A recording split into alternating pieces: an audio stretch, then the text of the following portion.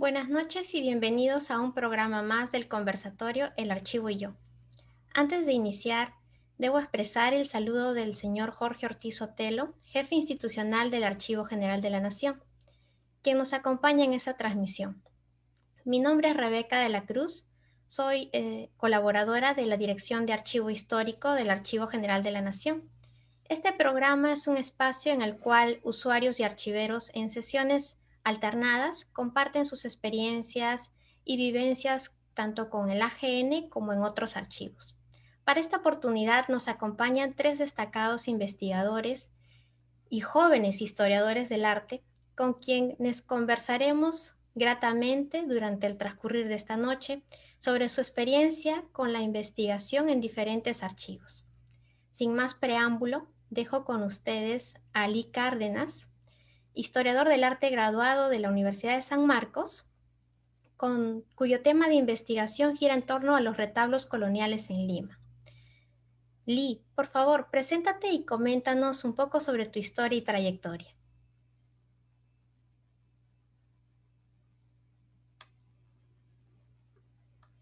Buenas noches con todos.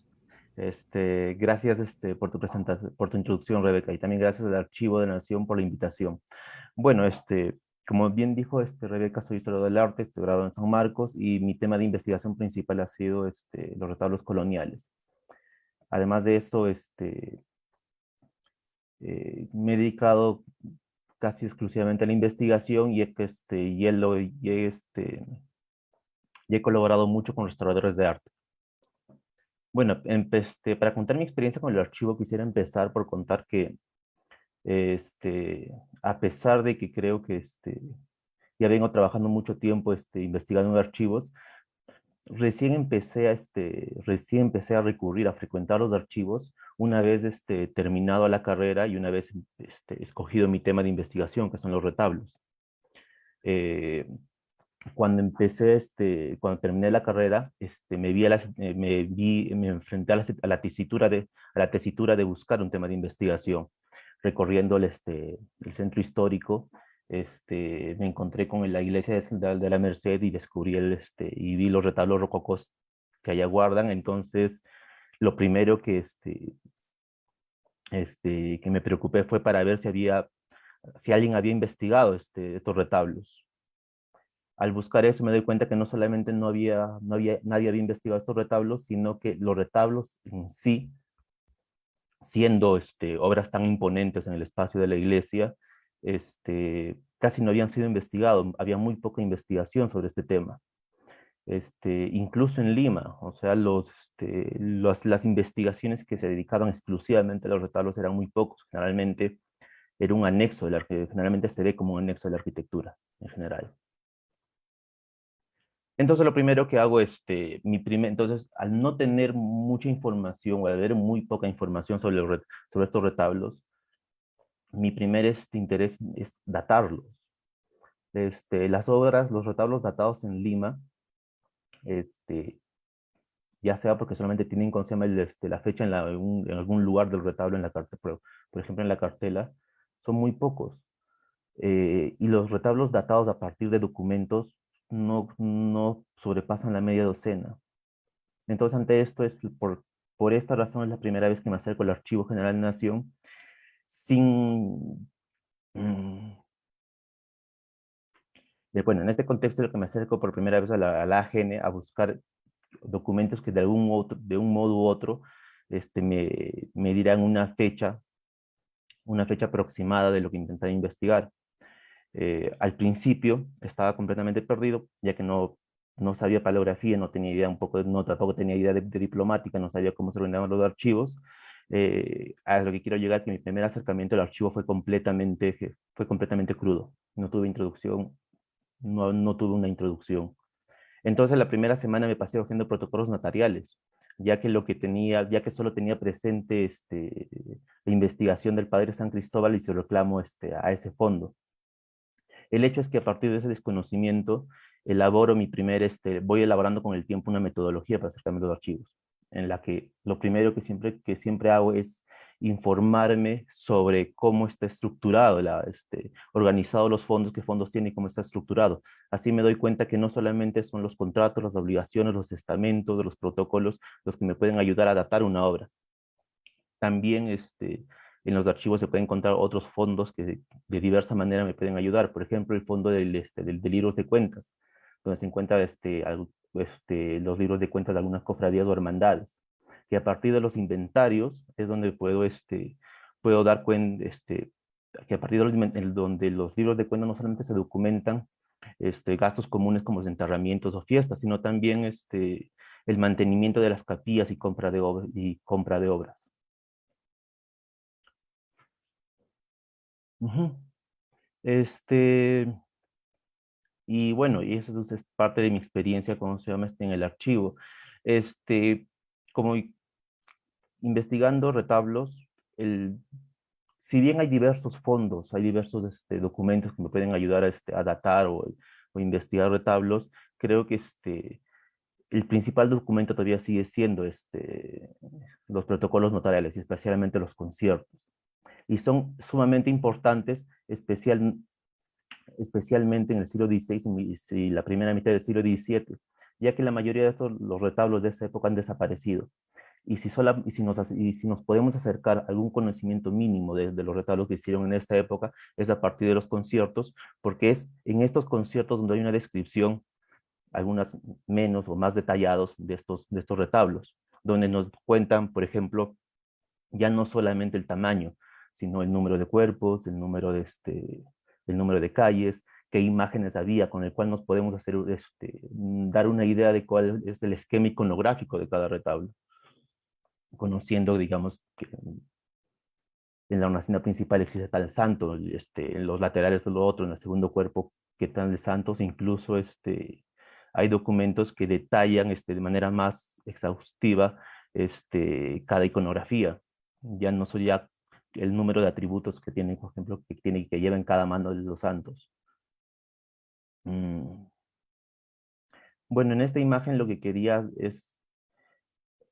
mostrarle porque le tengo cierto cariño, porque es el primer documento que es la primera vez que llego a un archivo, este, busco un documento que ya había sido encontrado por otro historiador que ya es bastante conocido, ya está paleografiado, ya está transcrito, pero quería conocerlo de primera mano y es con este documento con el que empiezo a practicar paleografía. Es el documento, es el contrato, es el concierto notarial para el retablo mayor de la iglesia de San Pedro, y es un concierto que contrata el pintor Melchor de Sanabria y, y el carpintero este, Juan Bautista. Un momento.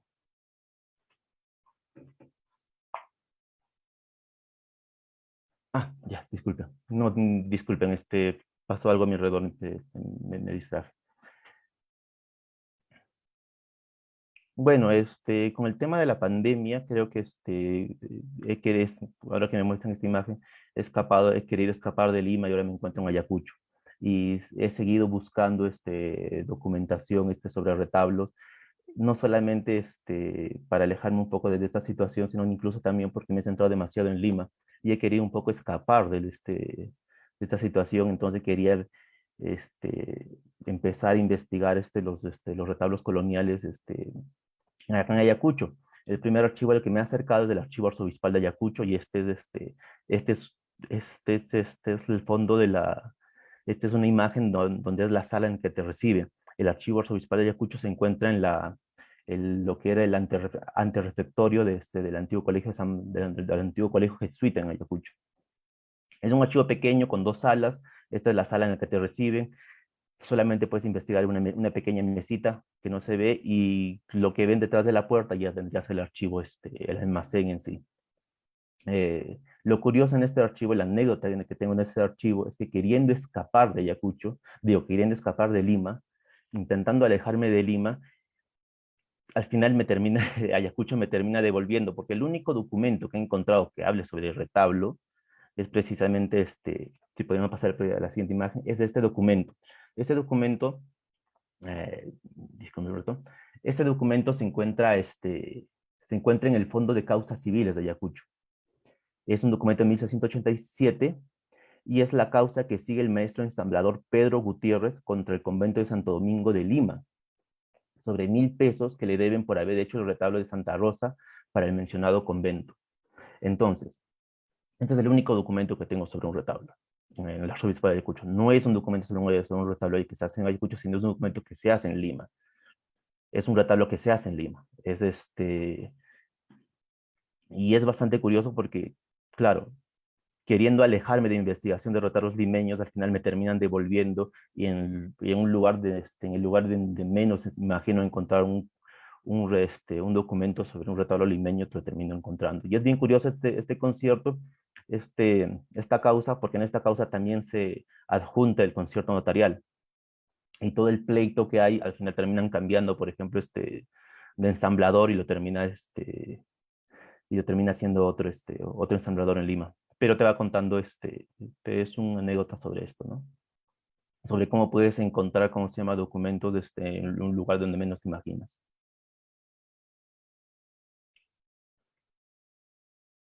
Otro ejemplo de esto también podría ser, este,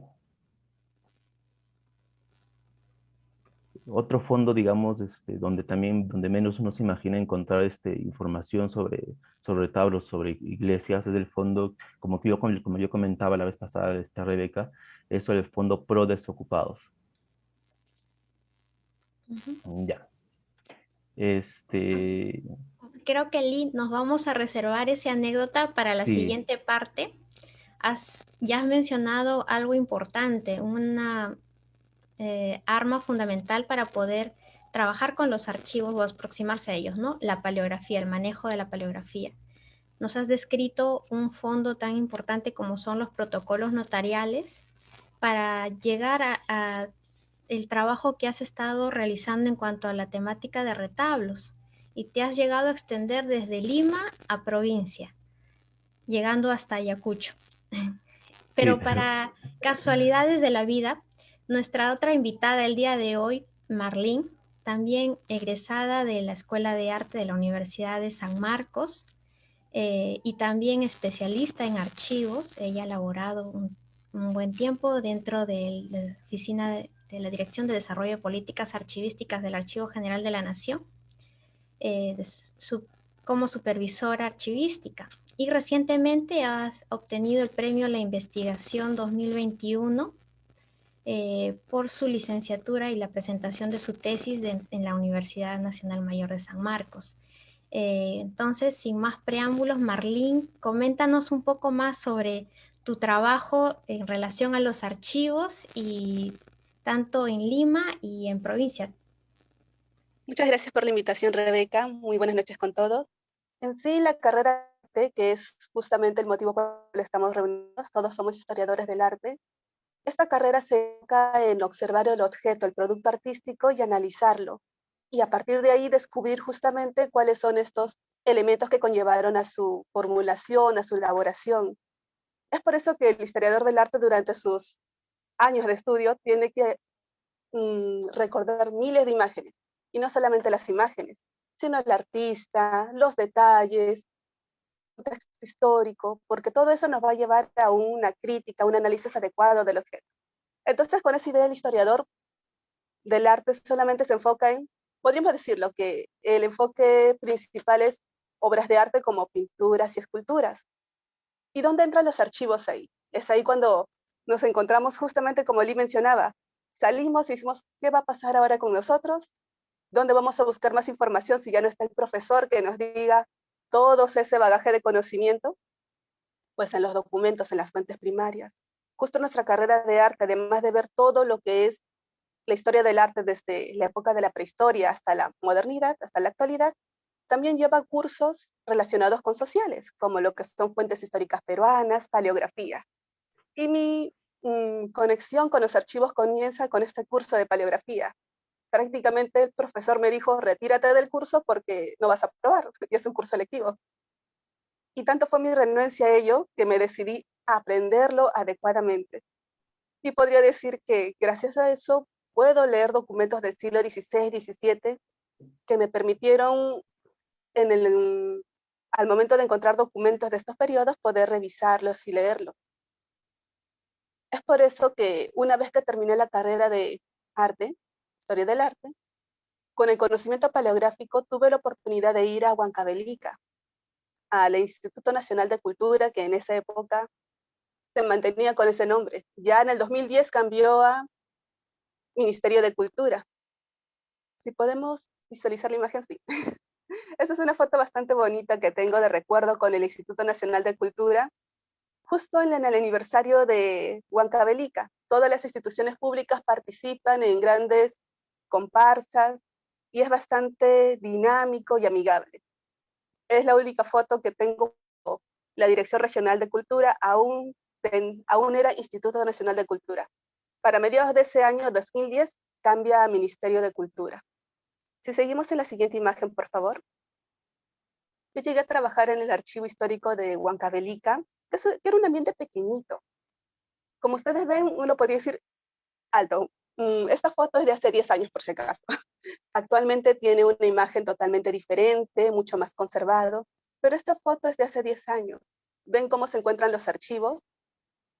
Esta es la realidad de algunos archivos hace 10 años y de otros que aún lo mantienen. Estos documentos son del siglo XVI, desde 1575 en adelante, pertenecen estos documentos. Y tienen gran información, no solamente de Huancavelica, de cómo se desarrolló, sino que para todo lo que es la historia del Perú, ya que es parte del patrimonio cultural archivístico. Estos fueron mis documentos, los primeros que conocí directamente, donde yo podía revisarlos. Y es así que, gracias a que este profesor no estaba, prácticamente me quería botar del curso por no saber bien paleografía, y que por ello pude aprenderlo adecuadamente, pude aprovechar y leer estos documentos. Y es así como me encuentro con la gran fortuna de identificar un documento del primer retablo de la iglesia de Santo Domingo. Si vemos la siguiente imagen. ¿Podemos visualizar la siguiente imagen, por favor?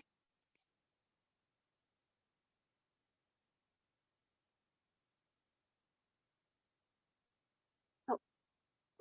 Bueno, en la siguiente imagen lo que se iba a apreciar era un documento de 1594. Este documento viene a ser un concierto para la elaboración de un retablo. Este retablo vendría a ser el primer retablo para la iglesia de Santo Domingo. Recuerden que Huancavelica tiene varias iglesias muy hermosas que se empezaron a construir ya desde el siglo XVI. Y este documento justamente viene a ser lo que inició toda la intención de investigar más sobre retablos, y la cual llevó a la elaboración de esta tesis sobre el retablo de Huancavelica, en sí, el estilo del retablo en Huancavelica a finales del siglo XVI, porque este documento presenta detalles de cómo iba a ser construido el retablo, información sobre la estructura, imágenes, pintura, y tengan en cuenta que este documento, que uno podría decir, bueno, simplemente nos comenta de algo que existió, es la única referencia que nosotros tenemos, y más como historiadores del arte, para poder conocer una producción artística que hoy en día ya no existe. Ahorita en Huancavelica todos los retablos que hay son del siglo XVIII en adelante. Así que este documento se convierte en una pieza vital para el reconocimiento de la historia del arte de la región, por lo cual es bastante importante e interesante. Y así hay muchos documentos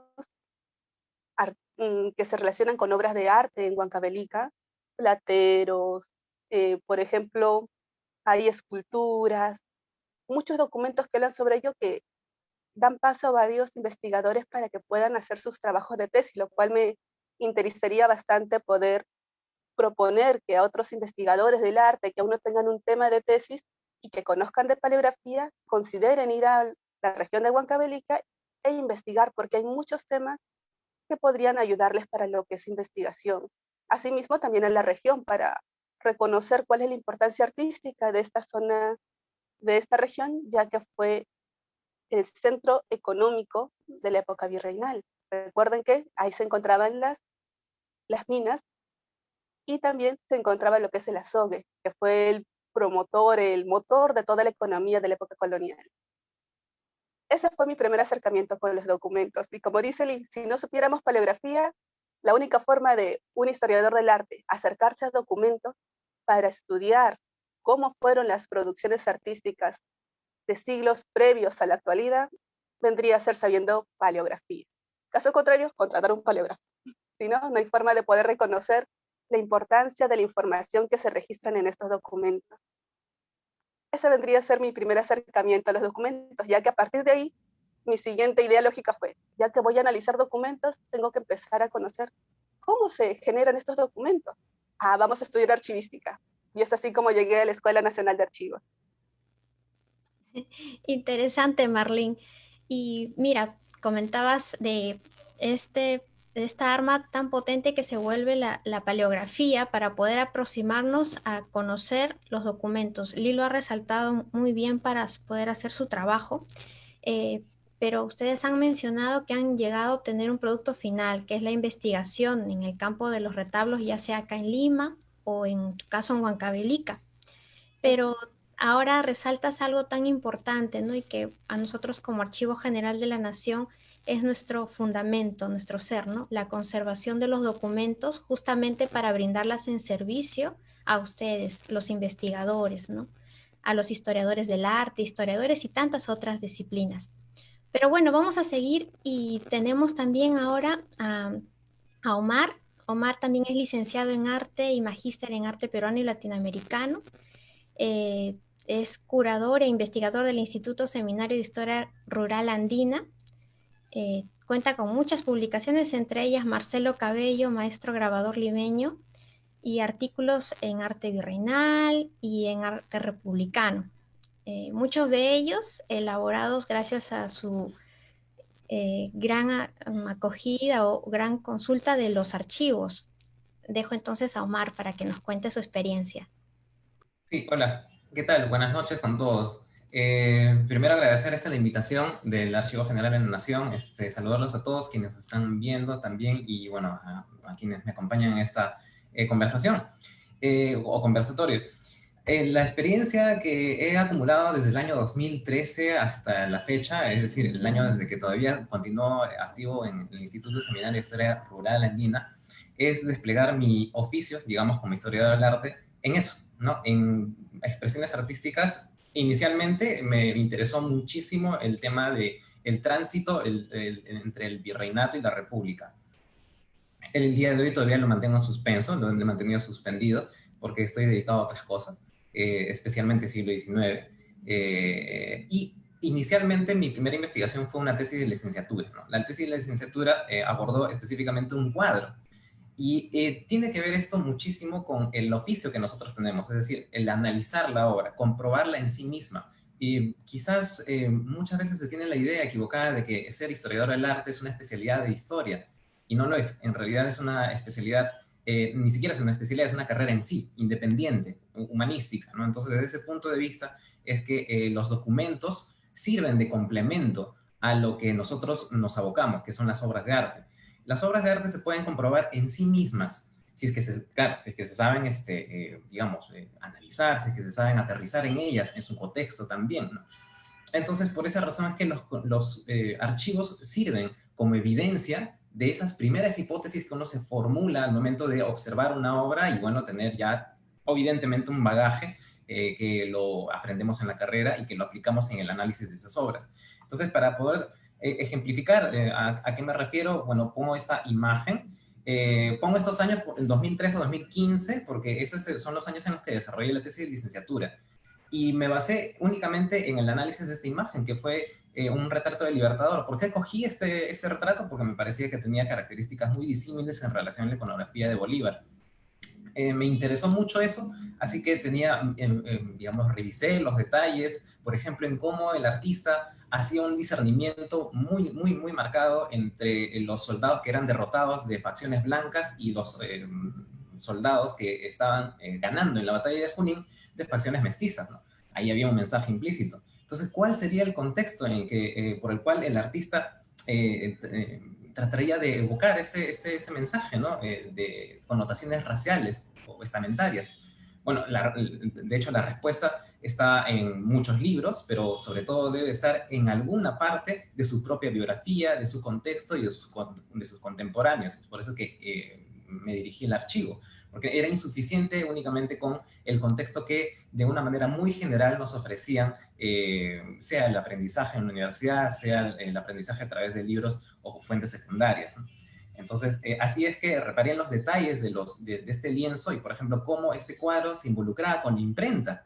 Este cuadro fue pintado por Pablo Rojas, ¿no? Entonces ahí yo me di cuenta, Pablo Rojas, ¿quién demonios es Pablo Rojas, no? Yo me di cuenta que tanto José Gil de Castro, que era un buen pintor y hasta ahora recién se reconoce su figura, Pablo Rojas también lo era. Y también provenía de una, digamos, de una casta mestiza, ¿no? Entonces, ¿por qué no se ha estudiado a este pintor, no? Y por eso es que me interesó aún más el tema. Bueno, aquí vemos un detalle de una letra A que mi hipótesis en ese momento era que se involucraba con la imprenta, ¿no? Y pronto me di cuenta que había colaborado con un grabador, el más importante de la época, que era Marcelo Cabello. Entonces, un tema jaló a otro. ¿Por qué? Porque más adelante ahorita en un ratito voy a mostrarles una imagen que, claro, tiene que ver con el estudio de Marcelo Cabello. Bueno, entonces, este discernimiento entre etnias tenía que ser comprobado, ¿no? Y efectivamente, cuando fui a consultar el Archivo General de la Nación, sobre todo en la línea de testamentos, en el Archivo Terán, es que ahí me doy cuenta que efectivamente ni se sabía que Pablo Rojas era un afrodescendiente, así que confirmé que era un afrodescendiente y que el significado de esta imagen evocaba a una especie de justicia para aquellas personas que formaban parte de estamentos mestizos o afrodescendientes, ¿no? Porque veían a Bolívar como una esperanza, ¿no? Así como hoy día se ve en distintos matices la esperanza en determinados candidatos, etcétera, pues en ese momento también lo era, si es que hablamos del tránsito de un periodo a otro, el virreinal al republicano, ¿no? Entonces, por eso me llamó muchísimo la atención. Y claro, ahí es donde abordo el archivo. De hecho, consulté no solo el Archivo General de la Nación, sino el Archivo Municipal, con beneficencia pública, y otros más, por ejemplo, la Biblioteca Nacional, ¿no? Etcétera, ¿no? Y no solo eso, sino que también se requería de otros elementos para evidenciar esta hipótesis, ¿no? Por ejemplo, saber que detrás de este cuadro existía otro, ¿no? Y este otro, pues, tenía facciones mestizas. Con la reflectografía infrarroja, por ejemplo, que se aplicó a esta obra, se pudo dar cuenta que detrás de ella había una imagen, y era esta, la imagen de Bolívar mestizo con mostacho, ¿no? Entonces, distintos caminos nos llevan a comprobar la imagen, y uno de ellos, por ejemplo, es el de los archivos. No el único, me parece. Bueno, y los resultados de esta investigación fueron publicados en dos libros, en realidad. El primero, que es una edición que salió en 2015, y recientemente, bueno, gracias al Fondo Editorial de San Marcos, salió publicado una segunda edición, ¿no? Que está a la derecha. Luego viene del 2015 al 2019 otra serie de publicaciones que tuve la oportunidad de realizar. Una producción amplia que está, digamos, es indesligable con el archivo. Mientras hacía el estudio de Bolívar, del retrato de Bolívar, me di cuenta que en el archivo municipal existían, por ejemplo, unos documentos que no habían sido del todo abordados, ¿no? Y uno de ellos era el Censo Cívico de 1826, que era una suerte de padrones, por no decir, eran padrones, todavía con cierta dificultad para ser más organizados y todo, pero son los primeros padrones de la ciudadanía limeña de su periodo republicano, así que me interesaba mucho ver, revisar y encontrar la mayor cantidad de nombres, y entre ellos pintores, escultores, etcétera. Todos los oficios habidos y por haber en Lima estaban ahí registrados. Entonces, cómo no, transcribirlos, analizarlos, fue el trabajo que desarrollé en estas publicaciones. También entre el 2015 y 2019 desarrollé ya esto con un equipo mayor, es decir, ya con un equipo registrado en la Universidad San Marcos, llamado Grupo de Investigación Patrimonio y Educación Patrimonial, a cargo de, hasta el día de hoy, de Freddy Cabanillas. Registré este proyecto de Marcelo Cabello, y se convirtió en libro. En realidad ya había hecho una exposición en el 2016 de los grabados de Marcelo Cabello, y esto dio pie a que se deje en pendiente el tema de Marcelo Cabello porque estaba relacionado con Pablo Rojas, ¿no? Entonces ya después lo amplié. En el 2018 ya lo amplié a un catálogo razonado y analítico. No solo razonado, por lo general es un catálogo descriptivo, ¿no? El analítico aborda de una manera académica cada una de las obras y una investigación de fuentes primarias de cada una de las obras de Marcelo Cabello que existen, ¿no? Entonces se convirtió en un libro, fue financiado por la Universidad de San Marcos y bueno, fue publicado en el 2019, ¿no? Ahí fue necesario hacer también comprobación de las obras de arte mismas en campo, es decir, tratar de buscarlas no solo en museos, sino también en colecciones particulares, y también en archivo, ¿no? En archivo, en colecciones particulares, como por ejemplo esta medalla, la cual de repente más adelante puedo mencionar o hablar, o también en cómo, y esto es bien interesante, ¿no? Porque los grabados de Marcelo Cabello son considerados en todos los acervos documentales como documentos, a pesar de que sus grabados tienen una innegable calidad artística, o sea que son obras de arte. Es innegable, después de haber publicado este libro, no notar que las obras de Marcelo Cabello son obras de arte, ¿no? Entonces, por esa misma razón, es que los considero como tal, ¿no? Y aún así están registrados los grabados como documentos y no como obras de arte, ¿no? En los acervos, Biblioteca Nacional, Archivo General de la Nación, etc. Y finalmente, esta imagen de aquí, que es la Fontana de Tacna. Tuve la posibilidad de hacer una investigación relacionada a escultura pública, y ese es actualmente mi campo, ¿no? He pasado por pintura, del periodo de tránsito virreinal a republicano, luego grabado, y actualmente estoy en escultura pública del siglo XIX. Y bueno, ahí fue necesario comprobar muchas hipótesis respecto a casos de corrupción, por ejemplo, que existieron en la adquisición de estos bienes que formaban parte de grandes proyectos hidráulicos, pues, ¿no? Entonces, esa era la idea, ¿no? O sea, siempre cada uno de estos proyectos de publicación o de investigación me conducían necesariamente, es inevitable, ¿no? Y al archivo general, ¿no? A sus distintos fondos, ¿no? Y por esa necesidad de comprobar la obra en sí, sus contenidos, su encargo, qué sé yo, el discurso detrás de estas imágenes, pues es necesario consultar fuentes primarias, porque si no, con las fuentes secundarias, pues uno interpreta la interpretación de otro, ¿no? Entonces, darle vuelta a la misma información no genera un aporte, ¿no? Y más bien creo que el historiador del arte está justamente para eso, para generar aporte, generar conocimiento. Y bueno, esa es más o menos la experiencia introductoria que puedo tener de mi carrera, ¿no?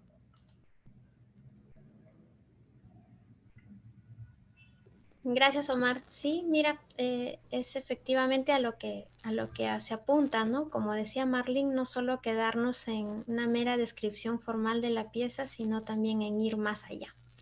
Y casualmente viendo las imágenes que nos compartías y también lo que nos han compartido Lee y Marlene, me pregunto, y creo que también las personas que nos están viendo esta noche, ¿qué fondos ustedes han consultado, qué han revisado, tanto en el AGN como en otros archivos, de los cuales nos puedan comentar un poquito esta noche, de tal manera que se vuelvan o nos den algunas referencias para aquellos que recién se están iniciando probablemente en la investigación? Tal vez Lee nos puedas comenzar a comentar algo. Sí, claro, Rebeca. Pero antes de comentarte qué otros fondos he revisado, me gustaría decir, me gustaría complementar lo que ha dicho Omar, diciendo que sí es cierto, a diferencia de los historiadores, en nuestro caso, la obra del arte es nuestro objeto en sí de investigación, en el cual el documento participa como eh, para matizar o para agregar información, para darle un contexto, ¿no? Sin embargo, en este caso tendría que decirte que mi investigación incluso dentro de la carrera es un poco atípica, porque en mi caso, por lo menos de mi tesis, yo no he visto ni una sola obra de arte que exista. No he tomado ni una sola obra de arte. Mi tesis es sobre retablos del siglo XVI en Lima. Y en Lima, en esta época, no existía ni un solo retablo de esta época. Entonces, lo que yo he hecho es trabajar exclusivamente con documentos. Y los documentos del siglo XVI, los contratos de retablos del siglo XVI tienen la virtud de traer descripciones, y a partir de la comparación de esas descripciones de que he podido crear, si bien no puedo llegar, o sea, no puedo reconstruir cada retablo, pero sí a partir de esa comparación puedo llegar a una imagen, a un tipo de retablo, y es por lo menos algo alcanzar. En verdad, si bien es atípico todavía en Perú, no es tan atípico en otros contextos. Por ejemplo, la historia del retablo europeo, siglo II, siglo III, también es bastante documental. La historia del arte medieval es bastante documental. A veces, por ejemplo, hay una gran discusión desde cuándo se originan los retablos. y, y alcanzar más o menos el siglo o la fecha cuando se originan los retablos, no está ni siquiera en encontrar el retablo más antiguo, sino la referencia documental a un retablo. Bueno, dicho esto, precisando esto, tendría que también, y así respondo tu pregunta, aparte de los protocolos notariales, el fondo que más he revisado es el fondo jesuita. Eh, he tenido la suerte de trabajar en la iglesia de San Pedro y me pidieron datar, trabajar los retablos allá y los tenía que datar. Hay muy pocos conciertos o muy pocos contratos realizados por la compañía. Ellos solían trabajar más directamente con los ensambladores. Todavía no descubro qué tipo de documentos hacían, pero por alguna razón no hay documentación en los protocolos. Hay que trabajar directamente con su archivo. Y es en los inventarios, en los libros de cuentas, donde he encontrado esa información. Ahora, dicho esto, los fondos jesuitas también tengo que, ya que el archivo me ha invitado, me gustaría hacer un pedido con el archivo de, por favor, que terminar de catalogar el fondo jesuita, porque creo que de todos los fondos que ustedes tienen es el que está más desordenado, ya que siempre cuando pido algún documento, hay cierta demora, y sí lo entiendo, porque incluso hay dos catálogos en el fondo jesuita, está el catálogo viejo, el inventario viejo y el catálogo nuevo. El catálogo nuevo que es el más preciso, pero todavía falta acabar. Bueno, no sé, solamente quería agregar eso. Antes de cortar tu primera intervención, nos estabas hablando de otro fondo que habías consultado en el AGN a razón de unos acompañamientos a conservadores y restauradores. ¿Qué fondo fue este? También fue en el marco de la investigación para la iglesia de San Pedro. La iglesia de San Pedro ha tenido muchas restauraciones desde en el tiempo. Se ha restaurado en el siglo XIX, se ha restaurado en el siglo XX. En el siglo XX se han restaurado como 2 veces. Y a intentar saber qué tipo de restauraciones había, quiénes fueron los que restauraron, si se modificó en esas restauraciones algo, si hubo repintes, si se cambió la iconografía de los retablos. Me fui acercando, tuve que buscar diversos archivos y quiénes fueron los encargados de, esta, de estas restauraciones. En el caso de la restauración de la iglesia de San Pedro a mediados del siglo XX, los que organizaron esta restauración fue ay, me olvidé, el Consejo Nacional de Restauración y Conservación. Sin embargo, ese consejo no disponía de fondos propios. Y los fondos que utilizaron son los fondos de la Junta Pro Desocupados, que fue una junta que fue una junta del Ministerio de Fomento, si no me equivoco, para proyectos urbanísticos en barrios obreros. Sin embargo, parte de los fondos eh, de esta junta se utilizaron para restauración de iglesias. Y creo que la iglesia principal que se restaura con esos fondos, bueno, en verdad, se restauran varias iglesias no solamente en Lima, sino en el Perú, con este dinero. Pero lo principal bueno, lo más interesante es el de San Pedro. Y es interesante este fondo porque en ese fondo están las boletas de pago, sabes quiénes son los restauradores, a veces incluso qué materiales han utilizado, porque también hay compras de materiales. Lo principal que se restauró fue la techumbre, y al momento de ensamblar, ¿cómo se llama? De ensamblar la techumbre, se tienen que cuidar los retablos, y también aparece también esa información de cuáles son los materiales que se utilizan para intentar conservar los cuerpos que no se pueden sacar de los retablos. Hay incluso algunos mm, eh, planos de la iglesia. Y bueno, incluso entonces, si bien el retablo se crea en la colonia, pero al ser una obra de arte, al ser una obra que se mantiene en el tiempo, hay diversas cosas que lo van afectando. Y también todas esas restauraciones, manipulaciones, también se documentan. Y en el caso de los retablos también, pues, ¿no? No Mm, solamente es basarte en el archivo colonial, sino también vas al archivo republicano. Una sí, consulta, Lee. sí. De todos los archivos que has visitado, has señalado que los catálogos son importantes para lo que es la investigación, ¿sí o no? Ahora, de los documentos de los protocolos notariales, ¿cuántos de ellos sí cuentan con su índice original? ¿Has podido señalar, por ejemplo, en el archivo histórico de Huancavelica, de los, digamos, 30 protocolos notariales, habían como 10 que tenían un índice que para mí fueron bastante útiles porque realmente en cada protocolo notarial puede haber más de 600 piezas documentales o 600 conciertos o documentos. Y si no tienes un índice, tienes que leer uno por uno. Y eso te puede tomar días. ¿Cómo ha sido en tu caso? ¿En tu caso has encontrado así varios documentos que sí cuentan con su propio índice o simplemente te has basado en el catálogo y has tenido que ir investigando documento por documento? Ah, gracias, Marlene, Marlene, por la pregunta. Yo creo, en lo que he visto en el siglo XVII, en el siglo XVI, son muy pocos, bueno, son pocos los que no tienen índice. Sí hay una mayoría, pero son pocos. La gran mayoría tiene índices. Pero en el caso de que no tengan, no queda de otra, tienes que ojear. Yo tengo mi tiempo, o sea, yo ojeo un protocolo, me lo puedo revisar yo reviso 2 protocolos por día que no tengan índice, así página por página, ya lo tengo bien medido. Sin embargo, eso es para el siglo XVII. En el siglo XVII, cuando yo dije la importancia de los catálogos, de saber la estructura, conocemos de los fondos, es que también cada archivo tiene sus propios catálogos, tiene sus propios inventarios. En el caso, por ejemplo, en mi caso, en el caso de mi tesis, que solamente es siglo XVI, esta tesis era imposible si la AGN no habría catalogado los protocolos del siglo XVI. Los protocolos notariales del siglo XVI tienen la virtud de estar completamente catalogados.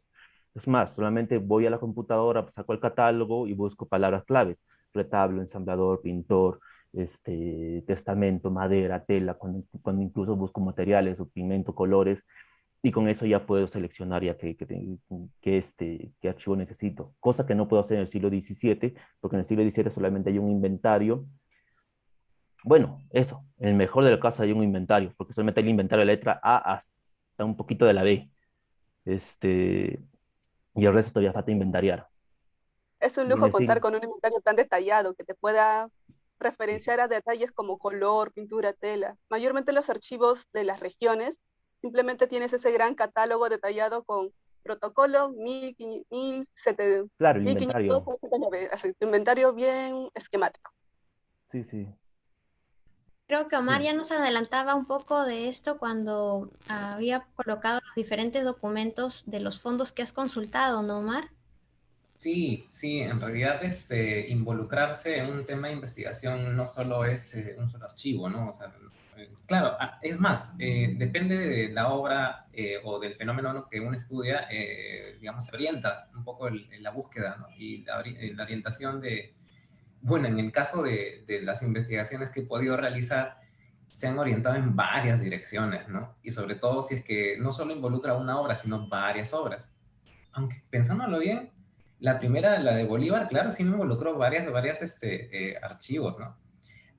Por ejemplo, no se sabía quién era Pablo Rojas, así que tenía que buscar esa identidad, ¿no? Así, lo primero que entendí era que el archivo arzobispal me podía dar respuestas, y ahí es donde encontré su partida de bautismo, su partida de matrimonio y su partida de defunción. Y ya con eso, ya incluso ya es un aporte, porque ya sabemos al menos las nociones más mínimas de su biografía, ¿no? Que es cuando nace, cuando muere, ¿no? Y ya con eso también un periodo de actividad del mismo artista, ¿no?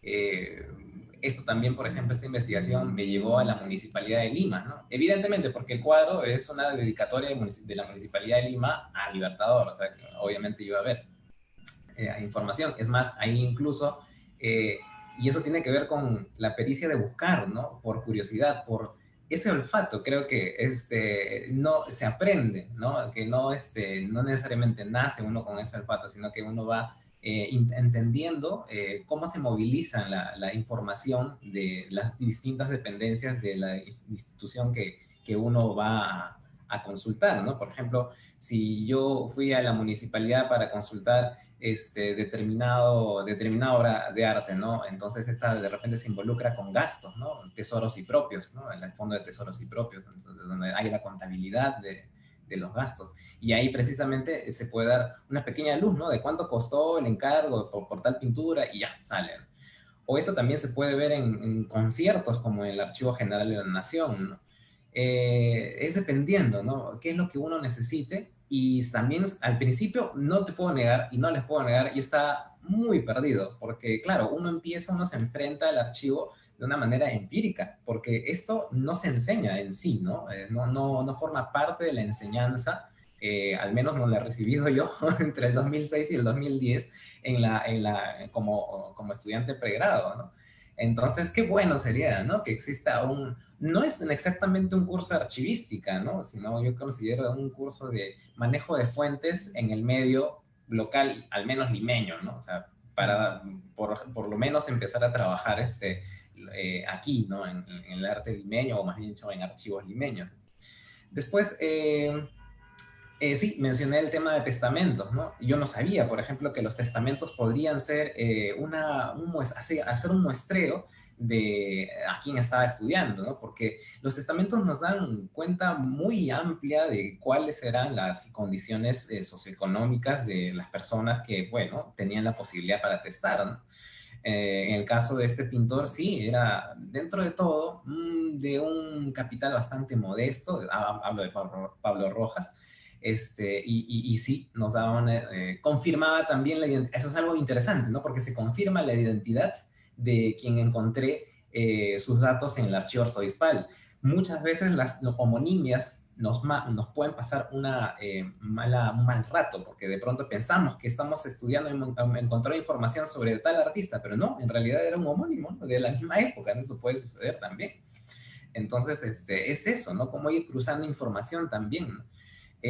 Uno no pensaría, por ejemplo, que los artistas de ese momento, o en su momento no eran considerados como artistas, sino como artesanos. Hoy ya dentro de nuestra propia lectura historiográfica sabemos que son artistas. Bueno, eh, no, por ejemplo, no estaban eximios de ser procesados judicialmente, ¿no? Entonces, uno busca en causas civiles, en causas criminales, y de pronto ahí uno tiene noticias, ¿no? O sea, de un familiar, o sea, del mismo artista. Entonces, uno va incluso penetrando un poco en el contexto, ¿no? Entonces, aquí vienen dos cosas, dos factores, ¿no? ¿Qué es lo que uno puede estudiar? Puede ser la obra de arte y también el artista. ¿Por qué? Porque gran parte de digamos, los artistas no están estudiados documentalmente, ¿no? Al salvo el siglo XIX, un poquito la segunda mitad, ya hay un poquito más de luces sobre las biografías de los artistas, pero hacia atrás no existen biografías documentadas, excepto raras excepciones que hace ya 70 años nos ha dejado Vargas Ugarte, Jarterré, y que ellos sí tuvieron la posibilidad de acceder a sus archivos, ¿no? Entonces, uno debería creo, es una perspectiva personal, debería de verlo de una manera constructiva, es decir, continuar ese trabajo que habían dejado estos investigadores de alta categoría, ¿no? Omar, lo que mencionas sobre reconstruir justamente la información de los artistas y toda la investigación que se ha hecho en diferentes fondos documentales, eso nos lleva a recordar que toda la documentación que hoy en día estamos revisando es un producto de unas instituciones públicas. Hoy en día son todos los ministerios, todas las entidades que conocemos, pero en el siglo XVI, siglo XVII, siglo XVIII, esos documentos están como protocolos notariales porque son producto de una gestión pública, de una gestión de una institución. Si no Sí, eso fuera implica, conservado, no tendríamos esos documentos. Es ahí la importancia enfrentarse a la burocracia de esas épocas también. también a la burocracia, pero gracias a eso podemos identificar al artista. La evidencia de que existió alguna vez es porque el documento se ha mantenido. Y hoy en Ese día, si tú ves un oficio, un informe, un memo, un expediente, lo que para nosotros un protocolo notarial, así con Lee que vemos en el siglo XVI, es para nosotros patrimonio documental, archivístico, es histórico.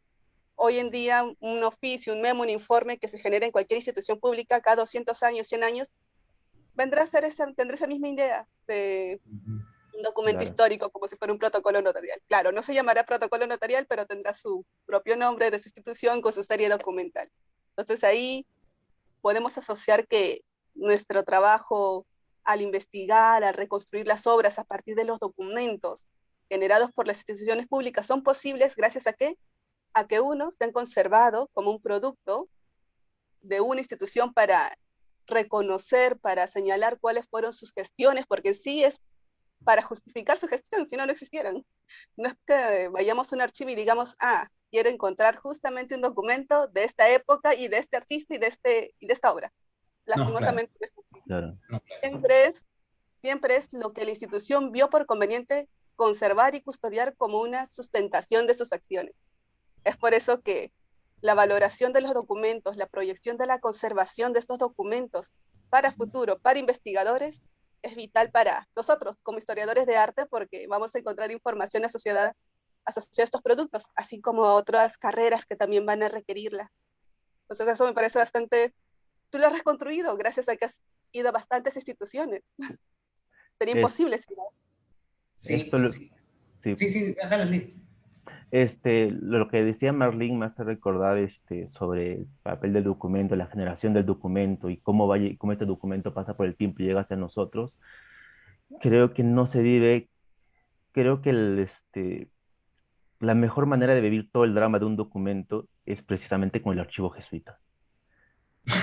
Estudiar el archivo jesuita, estudiar los jesuitas es un drama completo, porque es el archivo que está más desmembrado por todas partes. O sea, Dios. el AGN se funda no solamente con los fondos de las instituciones, sino también sobre el fondo del archivo jesuita.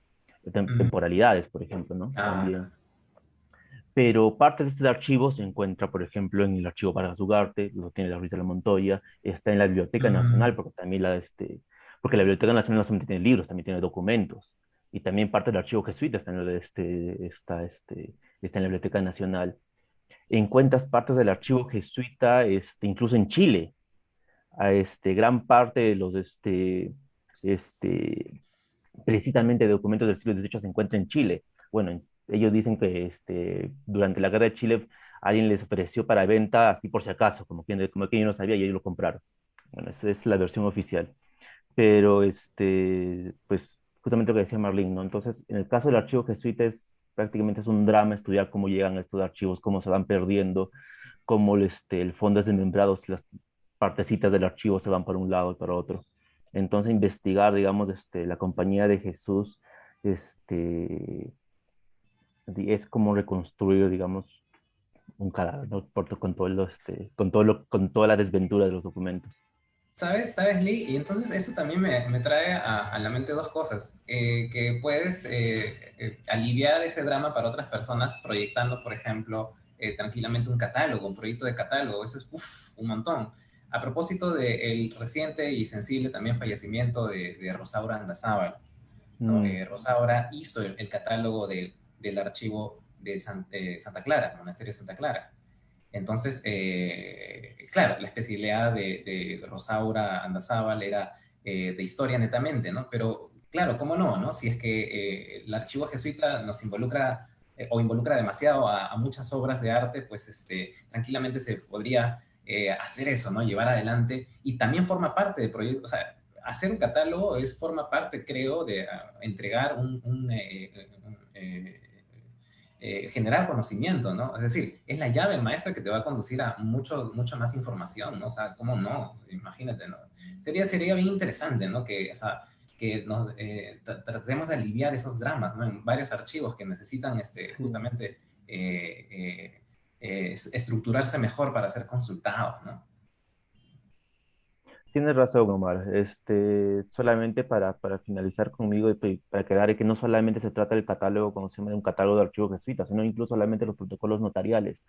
Por ejemplo, uno puede pasarse semanas buscando documentos, encuentra uno y al mes siguiente se da cuenta que ese documento ya ha sido publicado por otra persona.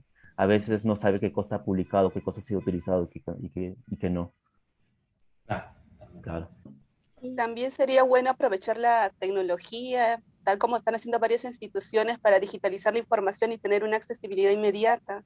cuando yo estuve en el Archivo Histórico de Huancavelica, si no fuera porque estaba trabajando ahí, esta investigadora que vino de España a revisar los documentos en razón a las minas de Huancavelica, no hubiera podido investigar porque estaba cerrado el archivo, ya que se requería personal. Si no hubiera estado ahí, todo su viaje desde España hubiera sido imposible. Entonces, si se aprovecha en esta época digitalizar estos archivos para que tengan mayor acceso, sería bastante idóneo para todos los investigadores. Sí, totalmente, totalmente. Es más, actualmente he podido ver tesis de, digamos, de egresados de nuestra carrera, sea de licenciatura, maestría, que se están preparando sobre la base, o se han preparado sobre la base de documentos que conserva el Archivo de Indias, por ejemplo, ¿no? Que ya felizmente está casi en su totalidad digitalizado y es accesible. Imagínense, claro, que este ejemplo se puede replicar en todos los archivos posibles, bueno, aquí en el Perú, ¿no? En Lima. Bueno, yo diría que en el Perú, pues, ¿no? Porque evidentemente hay tantos archivos olvidados, tantos archivos que requieren ser visibilizados en primer lugar. O sea, es todo un procedimiento enorme, yo me imagino, ¿no? Primero ser catalogados, luego ser digitalizados, luego ser difundidos. O sea, es una labor enorme. Y a propósito de eso, pensaba en cómo el Archivo General de la Nación, a veces he tenido las dificultades, por ejemplo, de poder consultar directamente los contenidos de una manera mucho más explícita en el Fondo Republicano. Uf, por Dios, en el Fondo Republicano ahí sí se padece también, ¿eh? Porque uno tiene que pedir un documento tanteando un poco de acuerdo a este esquemático, ¿no? Este catálogo Planteando en esquemático. fechas. Exacto. Tanteando en departamentos, que aparentemente tiene un rótulo, un título que parece ser pertinente en la búsqueda que uno quiere, y de pronto hay un file, ¿no? Nada más un expediente y no hay nada más, ¿no? Entonces, es un poco eso, ¿no? Tal vez, incluso me parece que hubo un proyecto hace poco, en el mismo AGN, que me pareció muy plausible, que era otorgarles a los usuarios los catálogos, ¿no? Que estén de descarga abierta, ¿no? Eso nos ayudaría, pues, ya bastante, ¿no? Creo que eso se ha ido avanzando poco a poco. Sí, En el así es. caso del, sí, pues en el archivo republicano, ahí sí, de emergencia, sí, porque uf, hay tanto que estudiar ahí. A pesar de que, claro, hay un proyecto que se llevó a cabo en ese Sesquicentenario, ¿no? Que fue la transcripción de un montón de documentos, pero igual hay tantos que otros, hay tantos que todavía faltan consultar y, bueno, sacarlos a la luz, estudiarlos, ¿no? Oh, Estos catálogos los pueden consultar en la web. Poco a poco se irán cargando más de ellos. Lo que mencionas, Omar, es un reto, ¿no? Si como sí, Archivo General de la Nación todavía nos falta identificar las unidades, las piezas documentales que conservamos, hablando del repositorio histórico, eh, también tanto Lee como Marlene lo que han enunciado a nivel provincial en los archivos regionales también deben tener estas exigencias, estos requerimientos, ¿no? eh, Llegar a hacer algo como el portal Pares que tú mencionabas, que mm, facilitaría mucho la vida a muchas personas. Y también, ¿por qué no? Podría ayudar a muchos otros jóvenes a que de repente no tengan esta dificultad que ustedes mencionaban, o que de repente yo dentro del archivo tratando de acercarme a la documentación tuve de no saber por dónde empezar, ¿no? Como que tantear un poco, que era la palabra que mencionabas, ¿no? De guiarnos. Pero siempre en el camino se encuentran buenas personas y también el personal del archivo gratamente te sí, brinda cómo no. la orientación de vida, ¿no? Para poder, Entre ellas tú, Rebeca, entre ellas tú, justamente. sí, sí, justamente buscábamos siempre brindar de alguna manera la orientación de vida para el usuario, para el investigador, ¿no? Claro. Con el ánimo de que logren sus objetivos, ¿no? Creo que dentro de la escuela nos forman de diversas maneras, ¿no? No solo como investigadores en el campo de propiamente la historia del arte, sino también como gestores culturales, como educadores, ¿no? Eh, si bien es cierto, eh, algunos optamos un poco más por la investigación a nivel de la historia del arte en sí, del análisis de la obra. Eh, yo creo que es muy importante los testimonios que ustedes nos han compartido esta noche, porque probablemente hay muchos Omar, Marlene o muchos Lee por ahí que tengan un tema en interés y que, ¿por qué no? Más adelante, tal vez el temor o la falta de conocimiento, como decías Marlene, sobre la paleografía, los pueda limitar, que no, que se vea que a través de la representación de ustedes tres, esto no se vuelve un limitante, sino por el contrario, que sea más bien el empuje para poder continuar dentro de sus investigaciones. Y que pues dentro del archivo siempre van a encontrar una mano amiga para poder ejecutar o continuar con sus iniciativas o proyectos de investigación.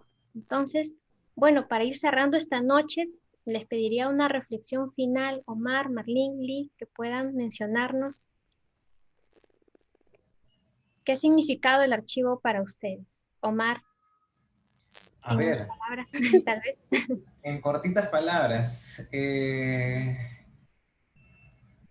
comprobar hechos, ¿no? El archivo nos invita a comprobar hechos, a tener nuevas lecturas de los hechos, no solo a nivel de eventos históricos, sino también de supuestos conocimientos histórico-artísticos.